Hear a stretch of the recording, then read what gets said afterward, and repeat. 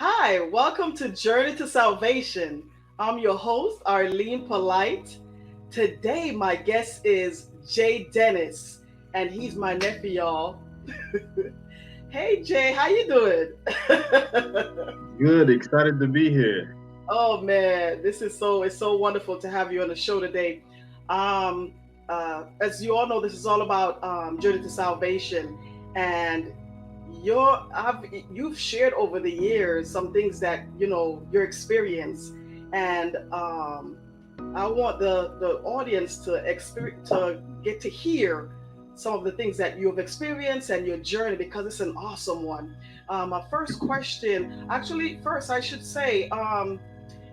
Jay's ministry experience is spiritual formation, pastoral counseling, Bible teaching, and music and so much more. But as we go along, he'll share with you some things that he's doing.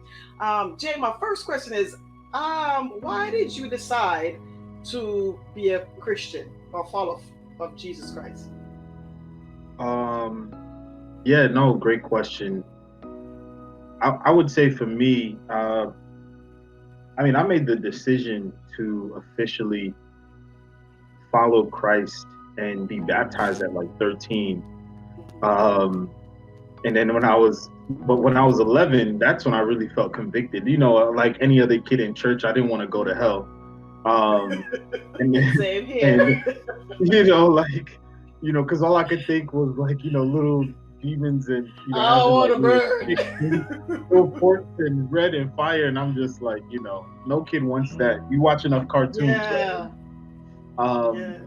I would say I committed to Christ at 23 years old because, I was just in a dark place in my life. And, I was coming across a lot of achievements. I had recently, 2 years prior, graduated. I had gotten my bachelor's first.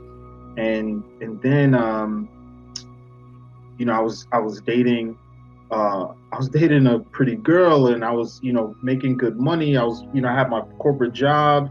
I was still doing entrepreneurship and You were doing you, in other yeah, I was words. doing me. I was really doing me, right? And living the city life, out here in New York City. But it was just, um, I remember just not feeling complete, Hmm.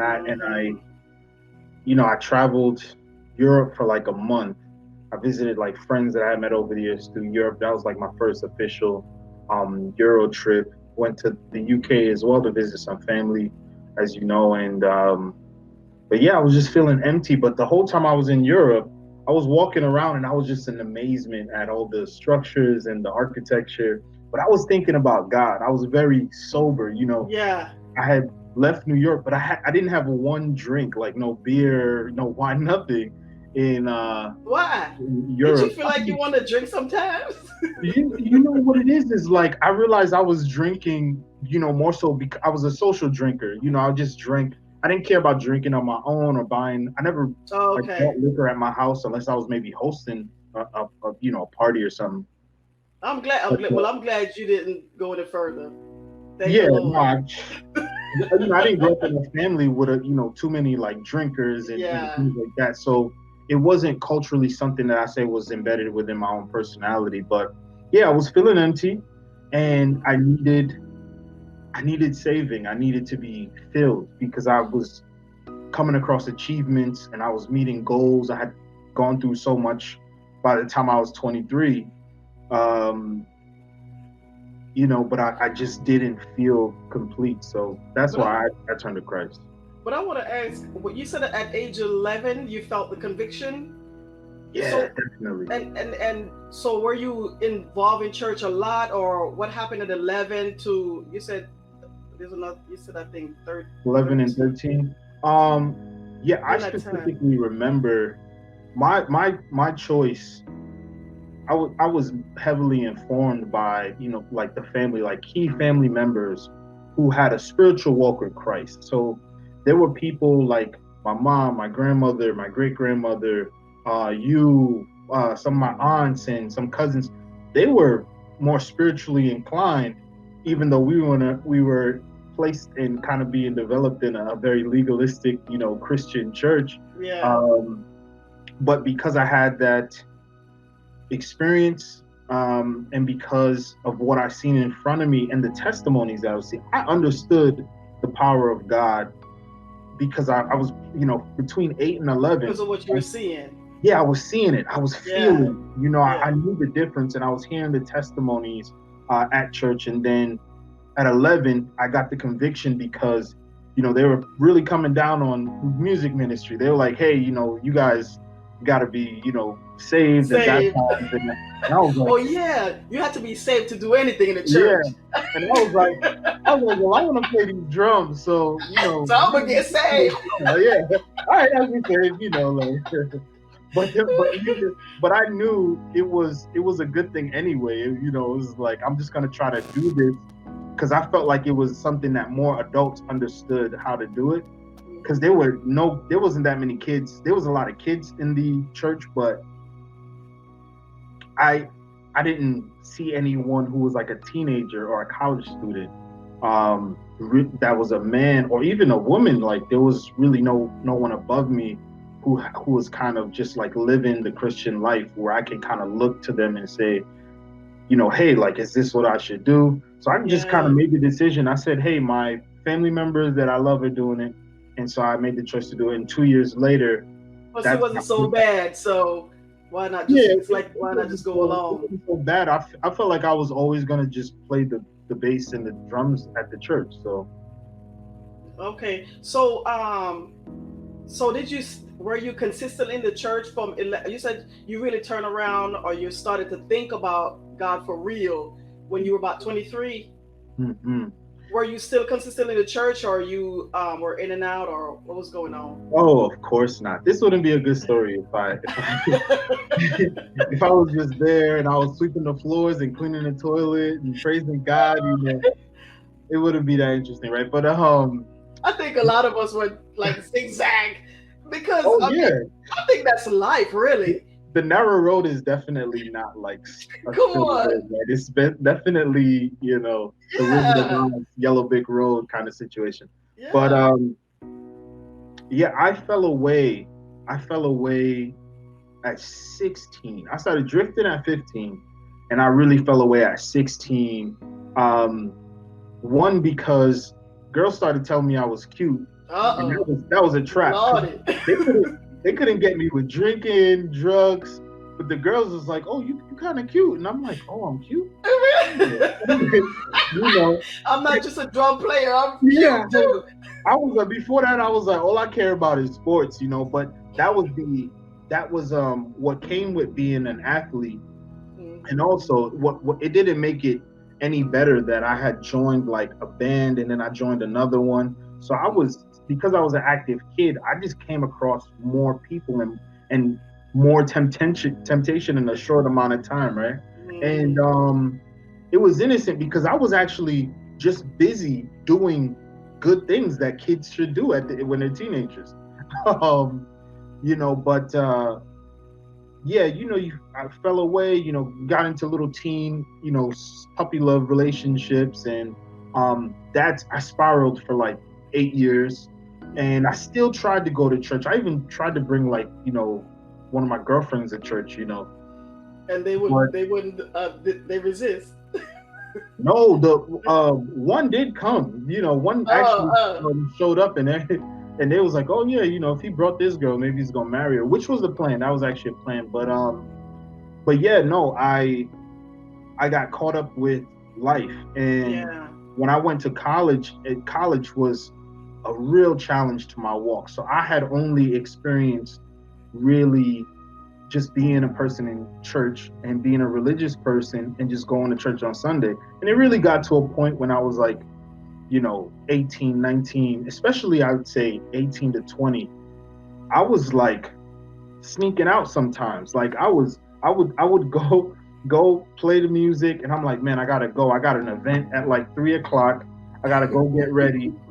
So I was like, because I had such a familiarity with the actual church, it was such a part of me. I was like, yeah, I got to do the right thing, and at least try to help, God was just like, man, you should get off the drum. He probably was just like, um, I need you to be in this word and to be in prayer and things like that. But yeah, that was the long-winded version of how I fell away. And I know you're mature beyond your years. During that time, did you feel like there was an imbalance? Like, okay, something was missing. Oh, of Like this course. is not enough. Yeah, oh yeah, definitely. You can't break away once the calling's on your life. Like I was still like sometimes I would like cook or I'd like clean my apartment and I would put on like when I was like stressed or I needed to prepare for an exam, I would put on like BB Winans or Fred Hammond, Donnie McClurkin, and I'm putting on like Darlene Che and I'm like, man, I'm just gonna say this prayer and I'm gonna pass my finals. Trying to And connect. I knew where to go for power and Hmm. just for prayer. But I knew how to set the atmosphere because I had my first experience in ministry was a music ministry, setting the atmosphere towards Right. God, right? Yeah. So and then also when I lived at home with my mom, and even times when I stayed with grandma, it was just like I seen women worship at home. I remember as a kid seeing grandpa worship. Like I think I was like 4 years old, and he would just like be um And that's my dad, y'all. He in talking his about. room like crying and I'm like, why is grandpa crying? And as a kid you don't know, but after a while you realize they're just praising God. So I grew up Yeah. with family members praising God at home. Because when you feel Um, that love, after you get older, you're like, man, this is so awesome. It does make you, it stirs up all the emotions for yeah, real. yeah, Just yeah. think about God and His goodness. Yeah, exactly. You know, so so yeah, I fell away, but that's kind of like how I knew I wasn't too far. I said maybe Okay. I'll be serious when I'm older because I'll experience life more, you Hmm. know. Because I think when your flesh is raging as a teenager, it just seems undefeated. Like it doesn't seem like you can overcome it as a teenager, Yes. college student, because you're scientifically, biologically, your body is changing, but it is like just I don't know, it's just like on They say, especially for fire. men.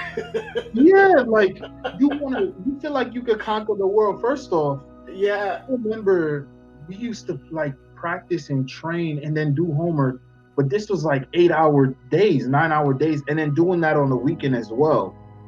So your energy is just through the roof. Like Wow. that's why we're like a terror to parents anyway. Yeah.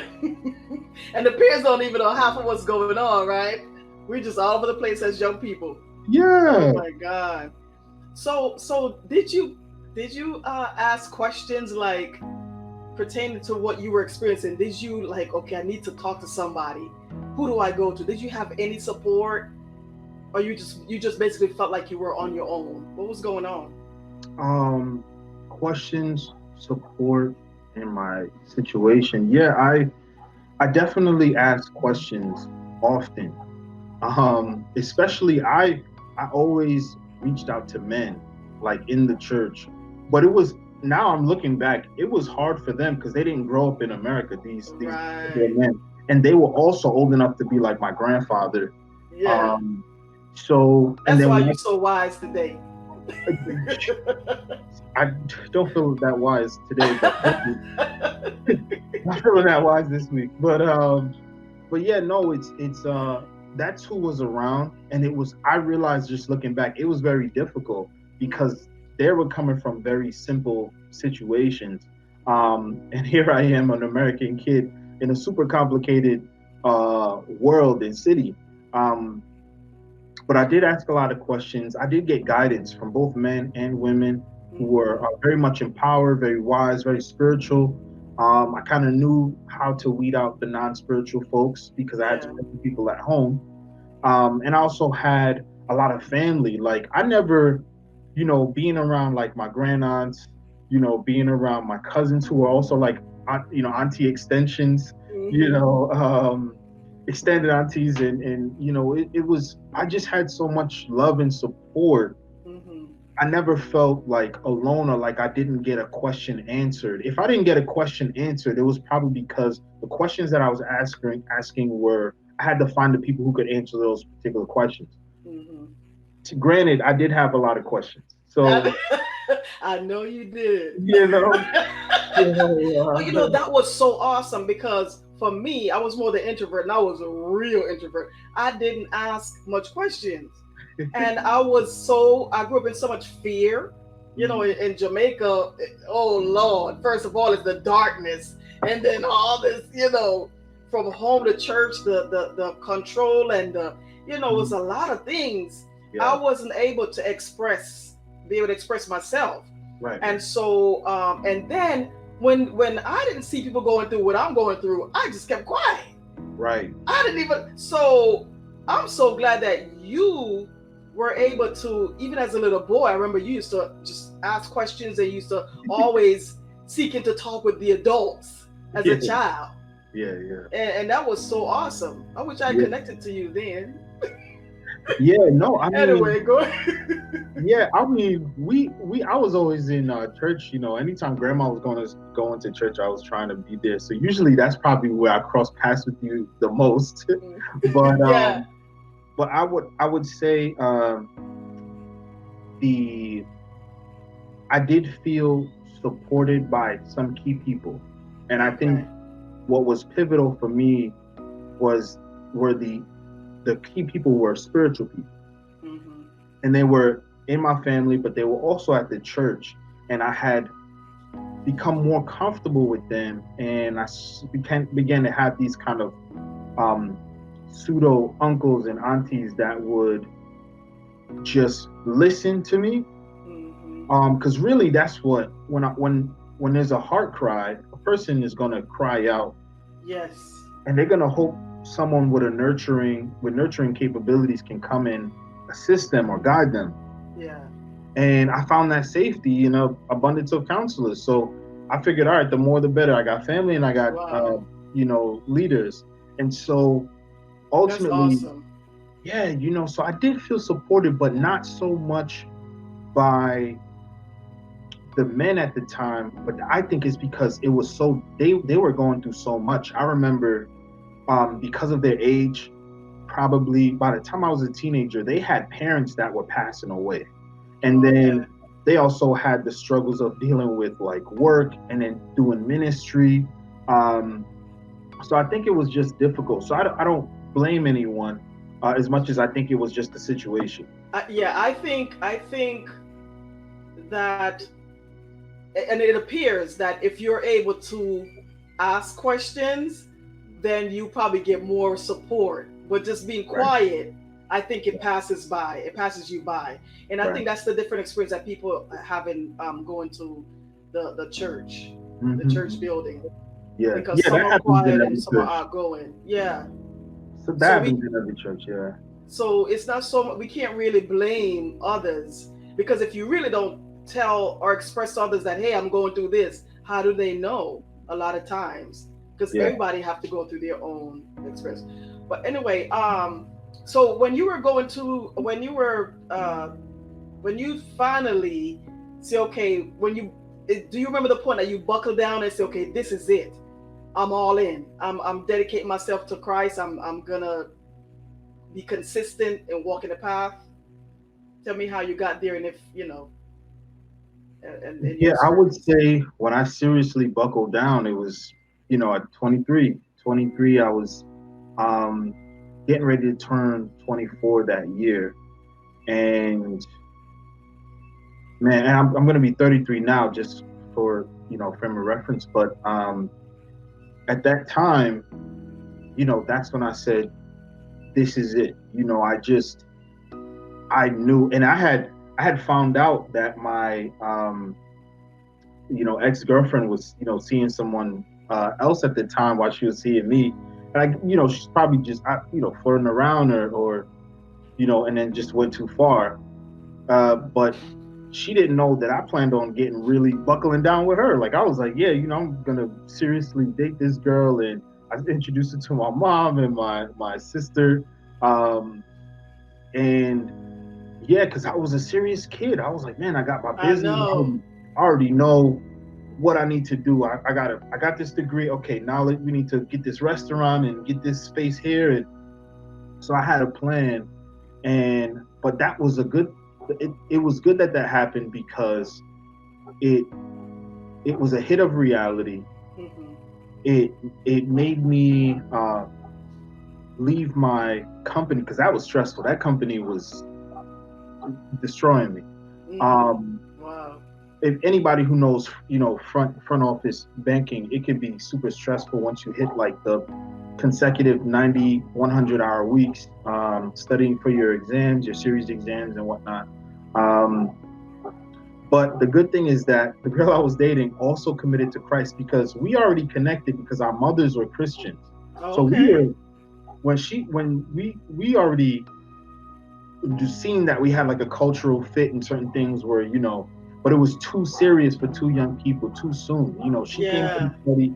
She did not expect to meet a serious guy. It's supposed to be like, oh yeah, let's just date, like be stupid and do all kinds of silly stuff. But yeah, that 23, that's what made me buckle down, and that's when I got serious, just looking at life. And a friend of mine reached out to me. He invited me to a church service in Manhattan, a church that was founded by Pastor David Wilkerson, Hmm. who's he died in 2011, so I never met him personally. Okay. But yeah, my friend invited me to the church. The name of the service was called The Gate, and I thought it was a bar. Hmm. So I said yes to go because I thought it was a bar, and Because I you thought it hadn't. was a bar, Yeah, I thought it was a Jay. bar. I was like, oh, I'm gonna buy my friend some drinks. I haven't seen him in a long time. Because I hadn't seen him since we graduated. So I was like, yeah, like, I really want to see him. But Hmm. but he was a Christian now. So because he was a Christian, I was like, we walk I into this, see. yeah, we walk into this church, and at first, because of the way the church looks, I thought it was a museum. Okay. And I was like, why is he bringing me to the museum? Oh no, it's like a Broadway theater because it's on Broadway. Mm. And I walk in and there was just a whole bunch of like people, like 900 people or something like that, just praising and praying. And I was just like, oh, You snap, it were was taken good. back. And yeah, thankfully I wasn't, drunk when I went in there, but Praise Jesus. I was sober enough to get that message. But yeah, that was when I got serious in Hmm. 2011. Did you on this journey when you really buckled down or committed yourself totally? Did you ever feel like okay at some point that you wanted to stop again, or was it a lot? Was it very hard, Great question. or Great question. yeah? What was your It is experience? hard. It gets harder.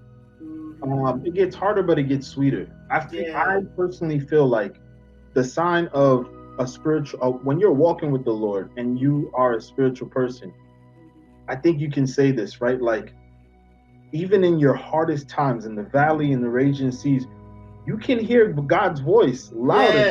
And Yes. but we're like, yo, I'm having a bad time. I'm having a bad week, a bad month, a bad year. I'm in pain, or I think I'm in pain. I'm going crazy, you know. But you just hear God's voice though. Hmm. And I'm currently traveling for work right now, and I'm getting a lot of alone time because I don't really know anybody here. But I tell you, when I speak to my now wife, which is not that girl from the testimony, I I tell you, like, I'm like, oh, I know what to do because I hear God, like I hear him all day.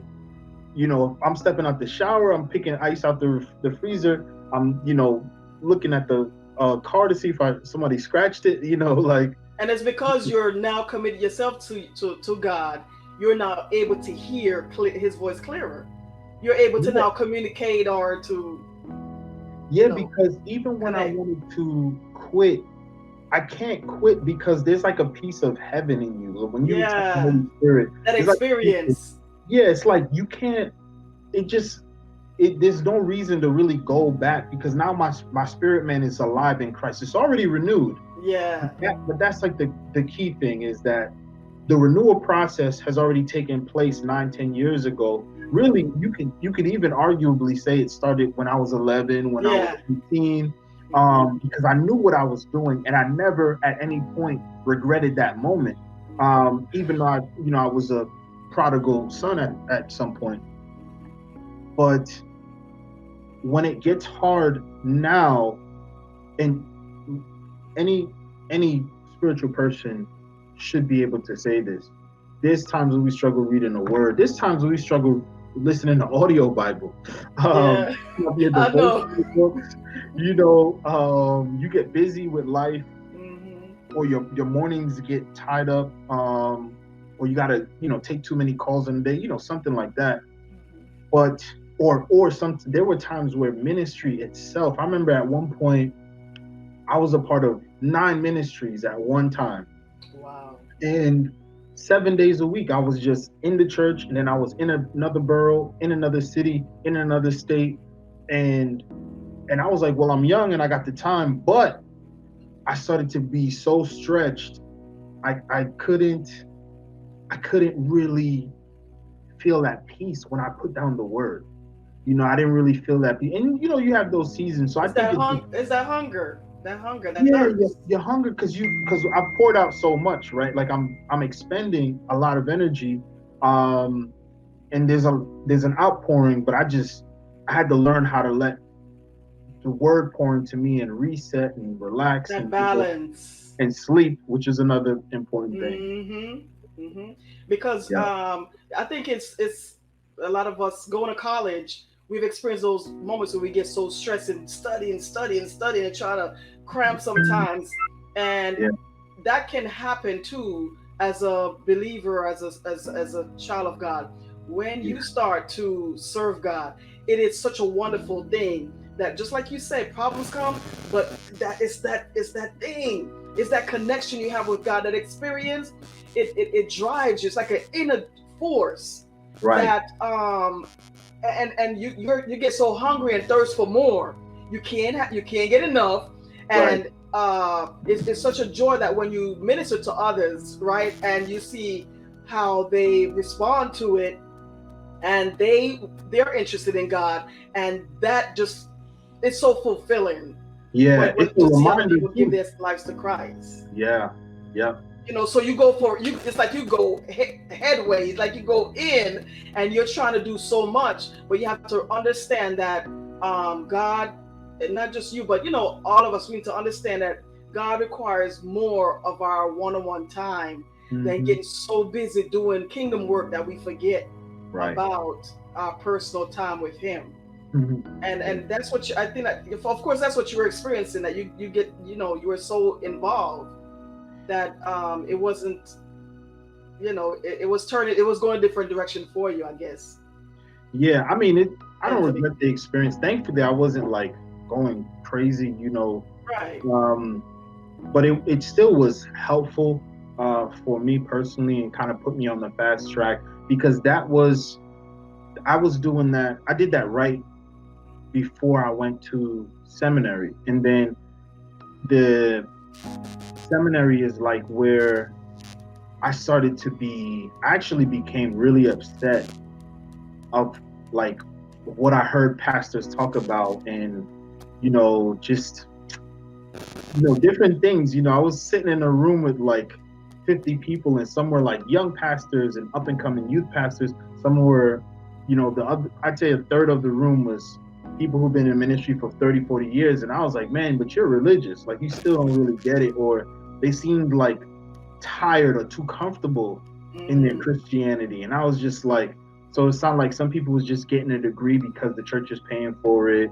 Um, and I was there. I was just like excited. I was like, yeah, everything is great. And here Um, they are just getting a paper. yeah, They're and not I was even just like, interested that much. and I'm paying this out of my pocket, so I was just like, Yeah. I'm like, I'm here because I really want to be here, but it got so expensive. I was like, yeah, I gotta find a cheaper Bible school, so I just dropped out. But isn't that so this is how it is. I mean, in every area of life, there's always some people that embrace and have a passion for the thing for that love for that for that activity or whatever they want to do. Yeah. But then there are some that just go just to get a paper, and then they don't. Sometimes they don't even do well in that field. They just do it as a job to get money. Right. This This is the that thing, difference. especially in the Yeah. kingdom of God, especially as maybe a pastor or leader. It is so because this you got to be real in this thing. That's true. You have to be real. It's not a made up thing, or else you're gonna put a different spin on it, and people are not gonna get that experience that God wants them to get. Anyway, Yeah. I don't want to go straying all the way over there. But but it's so true, and I'm glad you brought up that point because people don't understand. They really there are some people that believe because you're getting a pastoral degree, or you're in the church, or you're a Christian or believer, then there's good. Things are going to go smoothly. But everybody is not in this for the right reason. Right. True. And I know you are, because you're totally sold out. I love what you do. You've sold out in health. Sold out. Huh?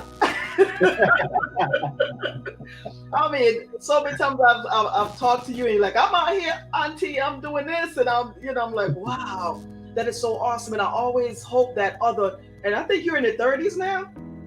Yeah, I'm gonna be 33 in September. Yeah, it's a young dude, y'all.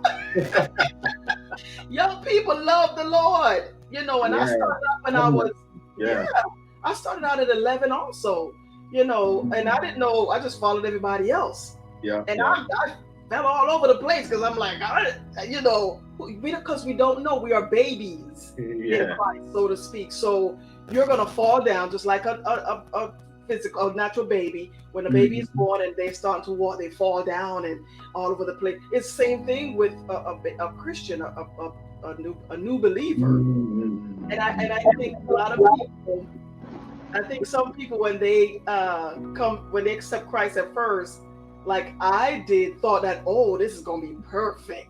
Yeah. I will no longer sin. I will be on cloud 9. Oh yeah. Yeah. Okay. I was surprised. Don't work that way. It's just as hard. Oh my goodness. It's worse because you're numb to the sin, like you're alive to the sin, so you gotta deal with that, like for real. It's with the reality of your mind. Now you're like, oh my gosh, I can't believe I did this and that. But and that's the first thing. The mind has to be transformed. Yeah. It's a lot of things we didn't know. We just but the thing is, Jesus. the word makes sense of it. Prayer and time with God makes sense of the word. Yeah. But fellowship encourages prayer and reading the word. And I think a whole lot. I think what's really strengthened my walk perpetually was the stress of those three, like constantly working at it. There's no way if we started a new job, if we want to graduate and get a degree, if we go to the military and we become soldiers, we have to do specific things to build a foundation so that we could be successful. Right. Same thing with being a Christian. Yes. And you hear some people get caught up, they say, oh, well, I don't want to go to church because I don't want to give a pastor my money. And they try to use the one church that scammed, a small group of churches that scammed some people. The one bad apple thing. Yeah. Right. And they use that as an excuse. And, to be fair, a lot of people have been mentally hurt. Some people are hurt by church and they never even been into a church. They've been hurt by church people. And hurt people. Yeah, so they're just like, you know what? I'll never go there. But here's the thing. This is what I love about when spiritual people don't stop moving their feet. Yeah. Spiritual people come in contact with people who've experienced Christian religion, and then those people, they see the difference. They may not tell you all the time, but they see the difference because your walk is powerful. Yeah. and it's spirit led. So it's impacting them, it's convicting them at work, at school, in our communities, at family gatherings, um, you know, all kinds of places. And it's not just a sticker on your car or I love Yeah. Jesus t-shirt or Jesus is my homeboy hat. It's like it's the power of the testimony and then the timeliness of when you say something because it's backed up by the power of heaven. Yes. And when people feel that, that's the turning point for them, so that they know that that's when they can see that there's something different about the God that we're serving, or rather the way we're serving God. Um, And time will tell. Time tells a lot. yeah, And it's very important to understand it's a journey, it's a process. It's a process. Everything in life is a process. That's why God created the world. It says 6 days, on the seventh day he yeah, rested. The Lord could have just done that thing in a second. yeah, But he's trying to show us something here. yeah. Life is a process. And we don't need to be beating on ourselves like we do sometimes. Mm-hmm. Oh my God, I used to beat on myself. Like, why can't you get it right? Right. I was hungry for it, but I just couldn't get a hold of it, the right way. I'm And guilty. I it was took doing that time. today. Yeah, Yeah. it's hard. Yeah. I It's a had to. natural. Your question, does it still get hard when you want to give up, and to the point where you want to give up? Absolutely. Yeah. Sometimes you blaming yourself. Um, I said to myself earlier this week, just to be transparent. No, like 2 days ago, I was like, man, I'm a failure because I'm saying I'm a failure in terms of business. But when I say that to Mm, my friends or my family or my wife, they're like, you're not a failure. But they don't. In my head, I'm thinking about the right. standard and the plans that I Mm, had for myself, and they're yeah. like, "Nope, you're just right. This is why fellowship is so important." And what do you do, Jay, to get rid of those thoughts? Do you just let them Oh, sit? What do you do in those moments? great question as well. I mean, what really helps is having a foundation in the Word, because that's how when God only speaks that language, Hmm. so that's what He's going to bring back to your memory. Um, Exactly. so going back to the Word. Hmm. Sometimes just opening up a Bible app. There's a lot of I tend to use these a lot if I'm like discipling someone. Is um, not the Bible apps, but the browser of the audio devotionals, Yeah. Yeah. because they have audio. So in places like here, or if you live in the suburbs, it's easier to kind of pop in the audio devotional so you can listen to it while you drive, because usually you're Hmm. alone in the car. Um, or if you're Good with your stuff. spouse, you can do it, and you can. It's encouraging your spirit. So there's that. There's a lot of different resources. Sometimes there's simple things like watching, getting a prescription with a subscription, not prescription, subscription Hey, it's a uh, prescription. with pure with pure flick. Yeah, That's like taking your meds. the Bible is like taking your meds. Exactly. Um, And it's some good medicine. the best painkiller, right? But yeah, and sometimes it's just Christian music. Like, Yeah, I that's can't tell very you how many important times too. I've Hmm. used, even like going to the gym, listening to Christian rappers who they do something called sermons over beats. So they're encouraging you using Bible verses or Bible concepts through Hmm. their music. And mind you, like, some people are like, "Oh, there's a such thing as Christian rap." I didn't know it existed until I started doing more ministry and Okay. working with actual like musicians, like Christian musicians. Hmm. And I tell you, that's another resource. So it could be from Christian media, Christian social media for like people in college and high school, preteens, um, and also just engaging in like other Christian groups. So you may have in your city, there may be a painting class that you may find through meetup.com or through another church where they do painting classes or they run through the park, like they do like run for a mile. They start in prayer and then they end in prayer. These are things that sometimes God will call you to start the activity just so He can keep you. He's using your ministry to keep Yeah. you through it. So Yep.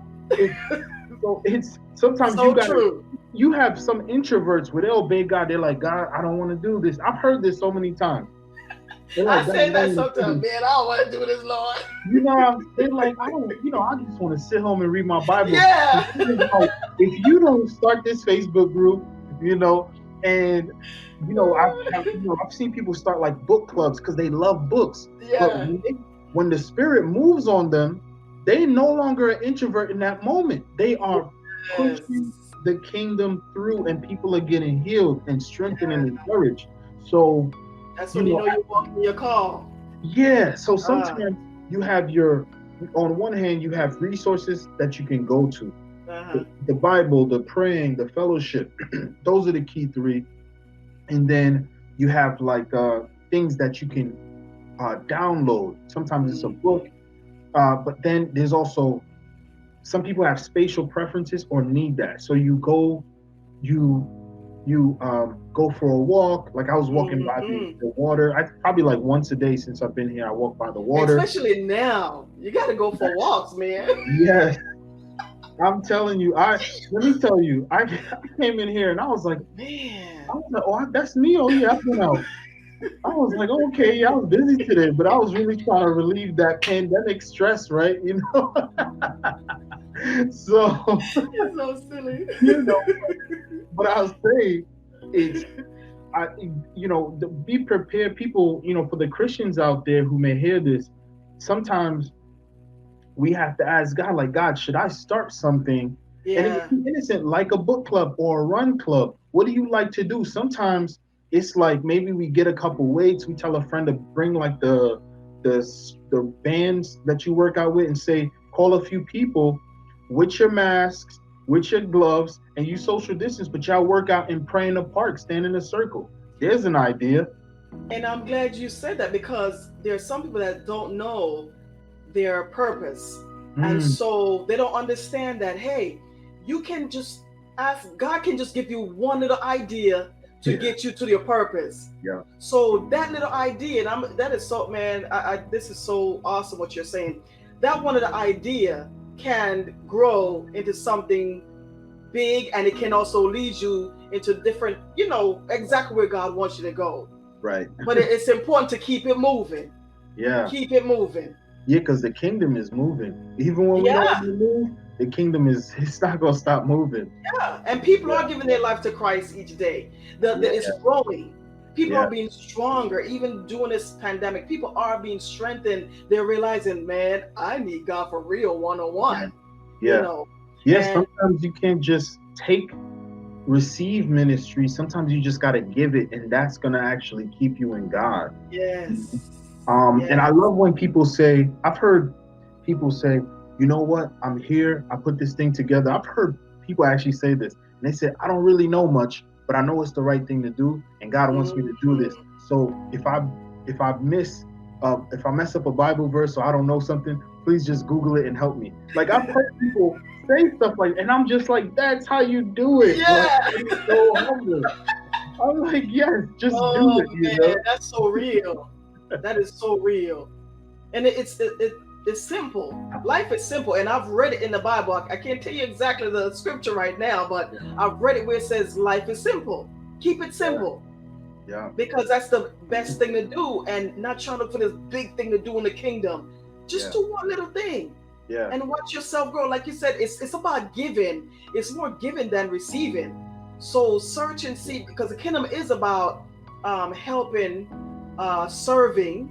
We yeah, are servants. yeah, So what can I do to serve? mm, Start there, yeah, because where I am right now, I had no idea I would be here, because yeah, I started out in the church, and little by little till eventually going through a lot of things, and all those things I went through gave me experience, yeah, taught me how to listen to the voice of God, His direction, and bring it all together. Now I'm no longer beating on myself. I'm no longer looking at myself in the mirror and say, "Girl, what's wrong with you?" yeah, This is awesome. But you're in this King movement uh, in New York Okay. City. Please explain to us tell us, elaborate on that a little for me. Sure, yeah, no problem. So King Movement, it's an acronym for Knowledge, Inspiration, and Nurture Through God. King Movement is in its form, it's men living for God and serving the community of America, because it's a national organization actually. But I'm a part of the New York chapter, Mm-hmm. um, and but they're doing it primarily in Black and Hispanic skin. So most of the people that have joined King are Black and Hispanic. Now there's other, you know, groups like this, but I would say most of the ones in America are not Christian groups, and the ones that are predominantly front with white males, and then there's some minorities there. This group was started by Chris Broussard, who moved from being an ESPN sports analyst designated to the NBA to Fox Sports. He's with Fox Sports now, and I've met this guy in person. Super humble. He's like the everyday Joe, like But he started. Speaking of, he just started something Yeah. small about 9 years ago, and then it was in its infancy for about 2 to 3 years. Gained a Mm. little bit of traction, and then it just shot off. And the New York chapter just started killing it. When I met the Wow. president, who's a good friend of mine of the New York chapter, one of the most humble guys I know. Um, uh, I actually was in my second year. No, I was in my first year of having my own ministry startup with one of my best friends who we both grew up in, Pentecostal religion. We relate in a lot of different ways. Him being a native Spanish speaker, but also, a child of Caribbean parents. He was a Dominican kid in the Bronx. I'm a Jamaican American kid in the Bronx. And so we connected in a lot of different ways.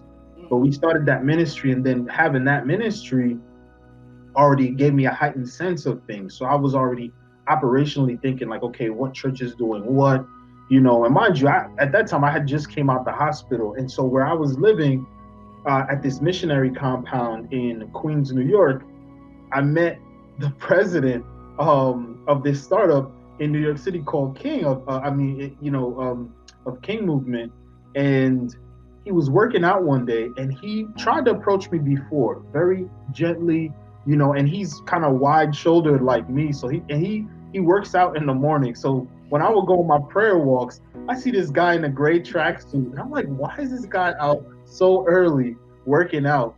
And he has just a perfect way of approaching a person to make you not feel like uncomfortable, because he's a strong looking guy, not Yeah. that tall, but Gonna he's knock you also, out, right? yeah, like I'm like, okay, we could probably take each other. Two lions fighting is always a scene in the jungle. But he approached me, and I ended up he just kept supporting me, kept, not pressuring me, but just Yeah. on me. And so he kept Man. showing that love. And look, now I'm super loyal to him. Yeah. I'm like, I always go check on him. I'm like, hey, how's your wife? What's going on? If he sends us a prayer request, we always, support him, But because he's yeah. invested and really planted those Man. seeds in us, I because love he was it. constantly serving. He was Mm-hmm. never judging us, but just serving constantly. And so, and to see that from another man in his 30s, at that time in our 20s, it was just So mind-boggling. So, inspiring, yeah. yeah. So, but he leads King. King. We just became a DOE vendor, so that means that we can officially go into New York City public schools. We can Mm-hmm. serve troubled youth. We've worked with at-risk youth, homeless, um, immigrant population, single moms, people coming out of drug rehab. We Wow. primarily focus on men, but when we go Yeah. into school, we serve the youth, and we're always working alongside teachers. Thankfully, there are Christian and um, even Catholic teachers that, of course, work in the New York City public school system. And Mm-hmm. beyond that, if we can get to an event at your church, because we consist of about 40 to 45 guys. I think it's about 45 now, and maybe Wow. even growing. Um, Love it. that are very involved in their church. So imagine you have one King member already across 50 churches. But then we, Mhm. people like me, are already affiliated with another Yeah, 20, 30, 40 churches already in the city. It's man. just like their reach has gone so far, but we put so much prayer in, so much planning, um, so many late nights, and but it's been fun because you gotta go, we Yeah. still love sports. You know, we talk about new foods and diets and all kinds of stuff. I love to see men come together. It's Yeah, so needed yeah, because I've seen so many already men that don't have a support system. They don't have anyone. So to hear that men are coming together and supporting each other, that just it does something to me. it's a And blessing. yeah, and that's encouraging. And your voice needs to be heard. I think you're also on Instagram. If anyone can, So Christ Approved Ministries is on Instagram, Facebook, Twitter. It's on even on LinkedIn. You know, we're more active on Instagram and mhm. Facebook. That's where you'll see sometimes we'll plug another ministry there. Um, but for the most part, Christ Approved, it was supposed to be more of even like a business back then, but it ended up we were doing mostly ministry, so we just ended up making a ministry. Um, we we are primarily, if we've done any events, they've only been in New York City. Mhm. But yeah, we still put out content. Yeah. But for King Movement, which is way more active, Mhm. and is nationally active. So with King Movement, you can go to kingmovement.com. You Okay. can for the NYC or New Jersey chapter, you can simply type in King Movement New Jersey, or just to see if there's a King group or meeting group or Zoom group, or any kind of activity happening in your Good. city anywhere in America. Yeah. Just go on Facebook, type that in, go on Google, type that in, or you could go to the main website and you can look up the numbers, the emails, and follow our social media. You'll see the amount of the different activities we've done in the recent with all the recent things that have been going on in the news, um, Yeah. police brutality and whatnot, and our alternative of praying in the streets Mhm. as a form of protest, and really, you know, asking God to heal our land, and really beckoning people to look at God in this situation, and Yeah. to hear Him, and to realize that the things that are continually happening in this earth are the result of sin. It's not Yeah. necessarily, oh, God is trying to, allowing Hurt all us these things or to happen. yeah. Once we know the story of Adamic sin and how it started, we understand that that domino was pushed by us. The domino of sin was pushed by us. The Yes. domino of life was pushed by God. So we can't sit here and blame everything by God, but we can call on Him to get guidance on how to deal with what's going on out in the world, and that's what King is actively doing. More so in the streets, I'd say Christ Approved is more so a social media ministry, Okay. which we started a few years back in 2014. But with King Movement, there's a lot more people on the ground Mm. nationally that are in spaces where we need them to be, and hopefully growing. Man, I am so proud of you, nephew. I am so proud of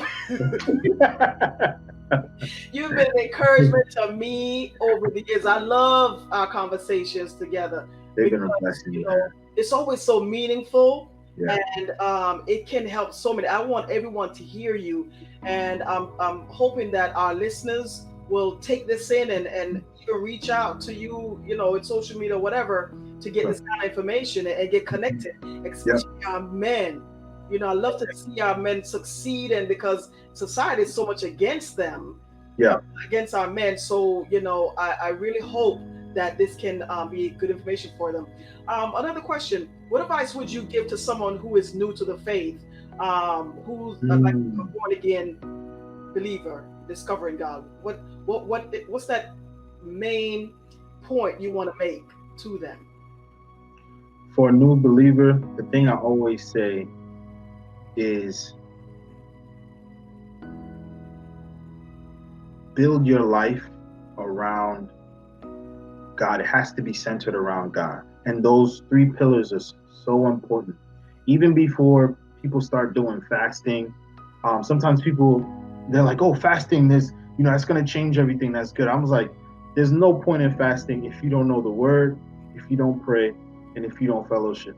Because when you fast, you need the word to fast with, to understand, getting that understanding and yeah, and but fasting is, although important in terms of getting some staying power and learning how to walk with God.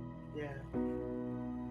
We have to practice learning how to be a spiritual Christian, and that comes with studying the word, prayer, and fellowship. And fellowship, I want to say this, fellowship is not about only us.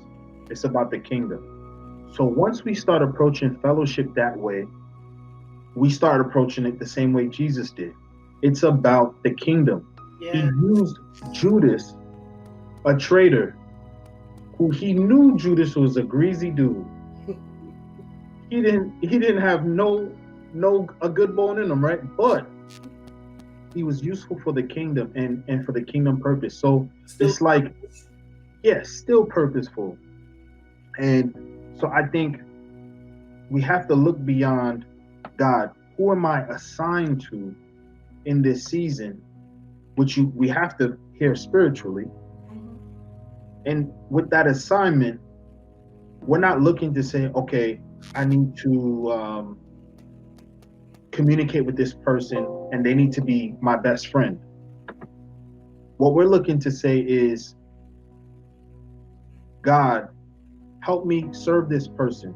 Speak to me, Lord, so that I can help this person get a breakthrough or develop in Christ. For new people in Christ, they can't go to church and say, oh, I don't really like these people, so I'm not going to go anymore. The key thing to joining a tabernacle, joining a congregation, is we at home, before we even get there, need to ask God, before I walk into that place, give me the eyes to see and the ears to hear. Give me your eyes, give me your ears, so that I'm more spiritually inclined, so that when I hear these pastors speak and these people speak, I can feel like if this is the right place for me, or if I'm supposed to settle here for this season or for this time, however long that time is. And I think it's hard because when sometimes we want to go to a church where we're like, okay, I'm familiar with that. I've heard people say, oh, I want to go to a black church because I'm black, or I want to go to a Hispanic church because I speak Spanish, or some people don't say it. Like I've come to realize in white culture, people will say, oh no, I think this is a good fit for me. They won't say, oh, I'm going to a church because it's white people there. They'll be like, oh yeah, I'm more comfortable here. Like I'm real comfortable, or they have, and sometimes it's just resources. If you have kids, if you're newly married, or if you're the person in the relationship that accepted Christ, sometimes you want to find a church. Sometimes you want to find a church that has the resources. Yeah. That's going to assist your family, going to assist your relationship, your marriage, or assist your family. Some churches have free counseling for mental health, for family, for marriage. And I know some people are, again, we shouldn't be looking at it with practical eyes so much as we should look at it as with biblical eyes or spiritual eyes. Sometimes we got to go to a big church. Some people are like, oh, I don't want to go to a big church, I'm going to feel lost. Sometimes we got to go to a big church because they have the resources that we need for our development. They have more Bible classes. I've gone to churches where they had people from the Christian universities teaching Bible class, and I'm just like, this is high level stuff, and I don't have to pay for it. And then I walk out of the Bible study after an hour with like 5 pages of notes, and I didn't have to pay a dime. So I think for new believers, really get plugged in to a church. Sometimes the small churches, they're just strapped for time. They don't have the resources. That's okay. If God calls you there, that's fine. Do your research. And thank you. Do your research. read the mission statement on the website, Yeah. figure out what resources they have. Sometimes they, if you go to Instagram, Twitter, or Facebook, the church's Facebook account, they'll show you all the activities that they're doing in the community. They'll show you also all the activities that they're doing in their church. So maybe they'll have interest groups, community groups, Bible studies, prayer nights. Those are really cool. What I like to do personally is to really, I don't really tell everybody this, but I like to go to a church when they say they have prayer meeting, because I want to see how many people show up at prayer meeting. And I told a pastor that one time, and he was so shocked. Only Jay would do that. Because he felt so guilty, and I was like, the way I grew up, it's not about the quantity, it's about the quality. Because his church was so big, but the prayer meeting, it was like 5 of us. He's like, yeah, the most we've had here is like 10 people. I said, you should never stop doing this prayer meeting though. I said, I don't care if 2 people showed up. Exactly. Corporate prayer is good. Corporate prayer is healthy. If the and door it works. Open, yeah. You know, and so you grew up on that stuff. Yeah, prayer meeting doesn't have to, you know, be like a big meeting, but it is important for the walk. And we just gotta know, be aware, and be honest with what season we're in. If we have to plug into Christian AA groups, Alcoholics Anonymous kind of groups, or we have to plug into groups where people are recovering from drug addiction, sex addiction, even if it's gaming and anime addiction or shopping addiction, whatever addiction you have, there's churches out there who they're dealing with it. But to make sure that we're not led astray, we just got to spend time in the Word, pray, and have that alone time with God. And also feel free to go on YouTube or you know, certain Christian websites. Sometimes the actual church websites, they record their worship services and just worship at home. Let your kids see you worship. Let your dog see you worship. Your kids, let everybody see you worship, and they'll eventually join in. You know. Yeah, it's a wonderful thing. It's good to do the things that brings that positivity, especially in these times. Yes. And now that we are not even able to go to our different churches, the building. Yeah. It's so important to build your sanctuary in your home. And then if things open up again, you're able to, you know, you can be stronger and more aware of what to do and how to navigate and go into, you know, the right place. Right. But thank you so much, Jay Dennis. It's been awesome. I just want to thank you. I thank you, my guest, Jay Dennis, for coming and sharing this powerful testimony. And I hope that we can have some more rap time again another time. I would love to have you on the show again. Okay. Thank you all so much for listening. Until next time, I'm Arlene Polite, and this has been Journey to Salvation. God bless.